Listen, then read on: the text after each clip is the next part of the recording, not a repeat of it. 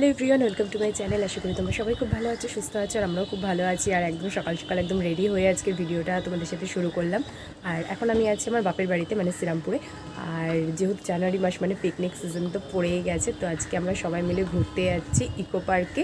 তো সেই ভিডিওটাই আজকে তোমাদের সাথে শেয়ার করব। তো এখন আমরা বেরোবো, আমাদের এখান থেকে একদম ডাইরেক্ট বাস যায় ইকো পার্কের। তো বাসে করেই যাব সবাই মিলে। তো চলো ভিডিওটা দেখতে থাকো, অ্যান্ড আই হোপ যে আজকের এই ব্লগটা দেখতে তোমাদের খুব ভালো লাগবে। আমরা চলে এসেছি ইকো পার্কে এবং এর 4 নম্বর গেট দিয়ে আমরা ভেতরে প্রবেশ করলাম। তো ভেতরে ঢোকার পর এখানেই দেখো সামনে রয়েছে টিকিট কাউন্টার। এখান থেকে তোমরা টিকিট কেটে তবে ইকো পার্কের ভেতরে প্রবেশ করতে পারবে। আর এখানে টিকিট মূল্য হলো 30 টাকা পার পারসন। আর বাচ্চাদের ক্ষেত্রে বলে রাখি, 3 বছর অবধি যে সকল বাচ্চা আছে তাদের কোনো টিকিট মূল্য লাগে না, তবে 3 বছরের ওপরে সকল বাচ্চাদেরই টিকিট মূল্য লাগবে। তো দেখো এখানে আমরা ভেতরে চলে এসেছি, এসেই দেখলাম এখানে একটা করোনা ভাইরাসের স্ট্যাচুর মতন করা রয়েছে। তারপরে আমরা আস্তে আস্তে ভেতরে চলে গেলাম। এবার চলো ভেতরটা তোমাদের একটু ঘুরিয়ে দেখাই, আর তোমরা এখানে কি কি দেখতে পাবে সেগুলো একটু বলে দিই। তো ওই দিকটা হচ্ছে 7 ওয়ান্ডার্স যাওয়ার জায়গাটা, এই যে এখানে রয়েছে 7 ওয়ান্ডার্স। এই দিকটা হচ্ছে টিকিট কাউন্টার, লেখাই আছে এখানে। তাতান এখন স্লিপ কাটবে, তাতান সাবধানে, ভালো তো বাবু, আয় তো সাবধানে। ও যেহেতু আমরা অনেকটা সকালে বাড়ি থেকে বেরিয়েছিলাম এখানে আসার জন্য, তাই আমাদের ব্রেকফাস্টও করা হয়নি ঠিক মতন। তাই এখানে একটু বসে পড়েছি আমরা খাওয়া দাওয়া করার জন্য। আর এদিকে দেখো মাঠের মধ্যে তাতান আর কাকু ফুটবল খেলছে। আর এখানে কিন্তু বাচ্চাদের খেলার জন্য পার্কের ব্যবস্থাও আছে। এখানে পুরো ম্যাপের মধ্যে দেওয়া আছে যে কোন জায়গাটায় কি আছে। তোমরা যখন আসবে এখানে চেক করে নিতে পারো যে কোথায় কি আছে, সেই অনুযায়ী তোমরা ঘুরতে পারবে। আমি আর তাতার এখন হাঁপিয়ে গিয়ে এখানে বসে পড়েছি। তাতান একটু হাই কর। এত রোদ্দুর, মানে হাঁটতে হাঁটতে মাথা যন্ত্রণা ধরে যাচ্ছে। ইকো পার্ক খোলা থাকে সকাল 11টা থেকে সন্ধ্যে 7:30 পর্যন্ত এবং সোমবার সম্পূর্ণ বন্ধ থাকে।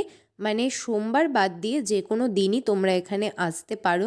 আর সত্যি জায়গাটা কিন্তু ভীষণই সুন্দর। এই নিয়ে আমি মোট 3বার এখানে এলাম, আর যতবারই আসি না কেন আমার কিন্তু এই জায়গাটা ভীষণ ভালো লাগে। মোট 480 একর জমি নিয়ে এটি তৈরি করা হয়েছে। আর এই যে সামনে বিশাল জলাশয়টি তোমরা দেখতে পাচ্ছ, এখানে কিন্তু বোটিং করারও সুব্যবস্থা রয়েছে। আর এখানে ভেতরে তোমরা অনেক রেস্টুরেন্টও পেয়ে যাবে।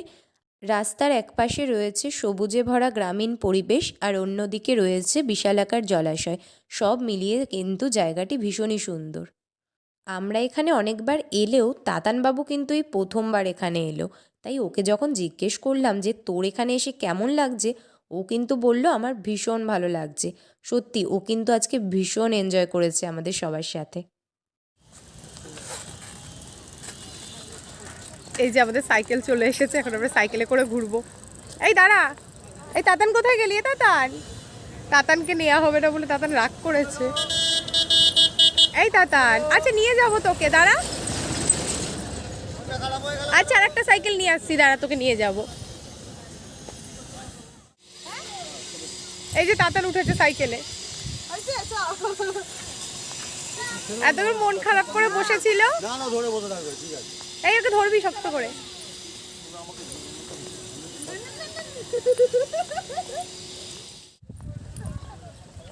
এই যে তাতান আসছে, তাতান।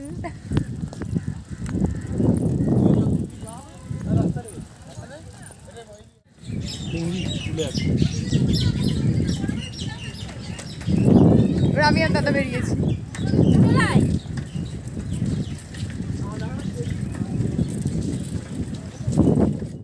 আর এখানে কিন্তু বোটিংয়ের পাশাপাশি সাইকেলিংয়েরও খুব ভালো ব্যবস্থা রয়েছে।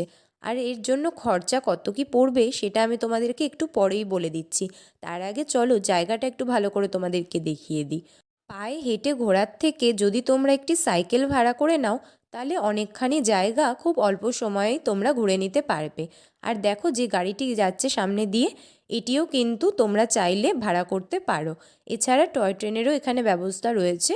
তো সাইকেলে গেলে তো তোমরা দুজন ঘুরতে পারবে, কিন্তু এই গাড়ি বা টয় ট্রেন ভাড়া করলে তোমরা সপরিবারে একবারেই ঘুরে নিতে পারবে।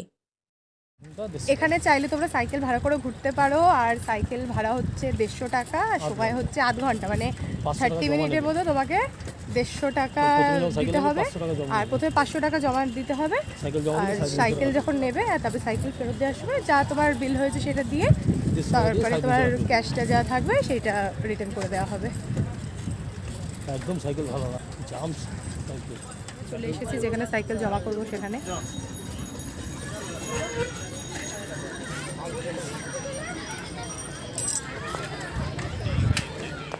এরপর যেই জায়গাটিতে আমরা এলাম সেটা ছিল সম্পূর্ণ বাগান এরিয়া, মানে পুরো গোলাপের বাগান। দেখো চারিপাশে খুব সুন্দর সুন্দর গোলাপ গাছ, মানে বিভিন্ন কালারের গোলাপ এখানে এলে তোমরা দেখতে পারবে। এই দিকটা পুরোটা হচ্ছে শাওয়ার এরিয়া। এরা অলরেডি এখান থেকে জল পড়ছে, দিনের বেলা বলে বোঝা যাচ্ছে না অতটা।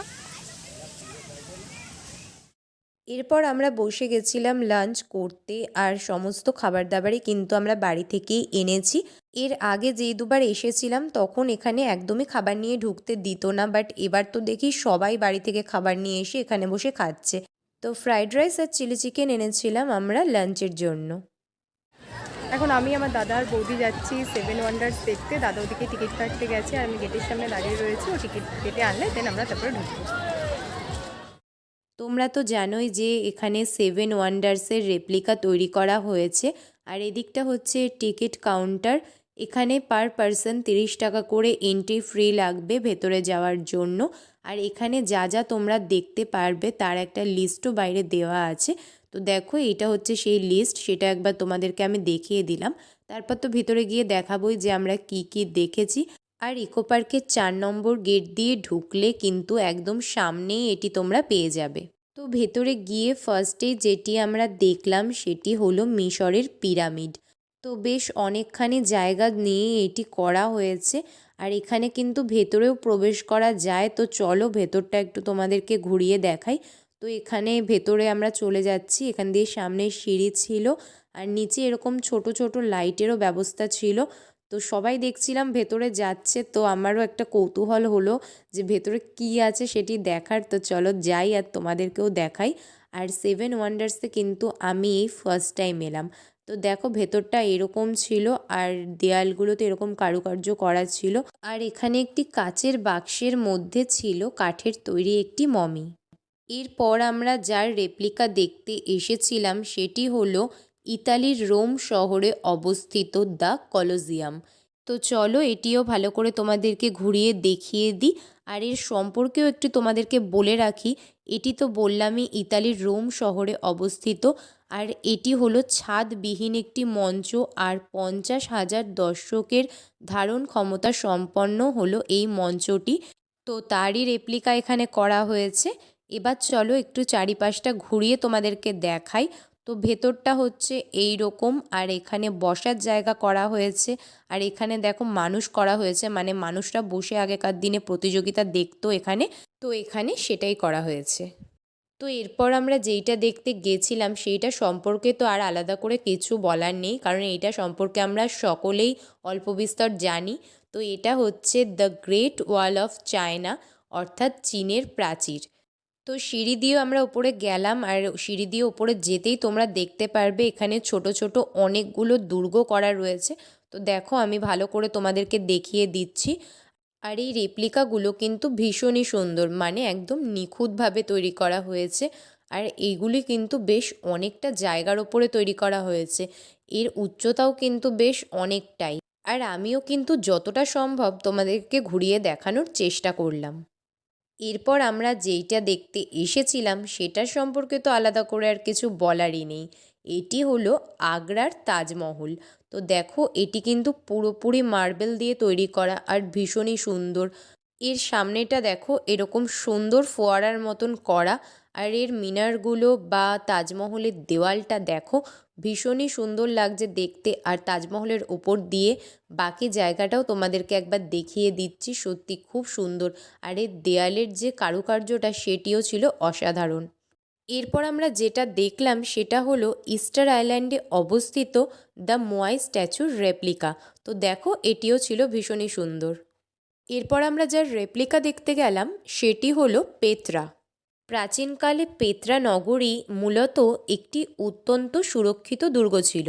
তো চলো এর ভেতরটিও তোমাদেরকে দেখাই। এর ভেতরে এরকম বিভিন্ন মূর্তি খোদাই করা ছিল আর এর দেয়ালের গায়ে ছিল বিভিন্ন কারুকার্য করা। এরপর আমরা যেটি দেখতে গেছিলাম সেটি ছিল ব্রাজিলের খ্রিস্ট দ্য রিডিমার, এবং এটিও ছিল ভীষণই সুন্দর। আর এরই সাথে আমাদের 7 ওয়ান্ডার্স দেখাও কমপ্লিট। এই জাস্ট কিছুক্ষণ আগে আমরা বাড়িতে ফিরলাম আর ফ্রেশ হলাম। আর এই নিয়ে আমার দাদার আর আমার বৌদির 3বার হলো ইকো পার্ক যাওয়া। বাট মা, বাপি, তাতান, কাকু ওদের এই ফার্স্ট টাইম। তো সবাই মিলে তো ভীষণ আনন্দ করলাম, আজকে ছুটিয়ে ঘুরলাম। আর ভিডিওটা যদি তোমাদেরও ভালো লেগে থাকে তো যার আগে ভিডিওটাতে একটা লাইক করে দিও। যারা চ্যানেলে নতুন আছো তারা প্লিজ যার আগে চ্যানেলটাকে সাবস্ক্রাইব করে দিও। আবার খুব তাড়াতাড়ি তোমাদের সাথে দেখা হবে নতুন একটা ব্লগ নিয়ে। সবাই ভালো থেকো, সুস্থ থেকো, গুড নাইট, টাটা।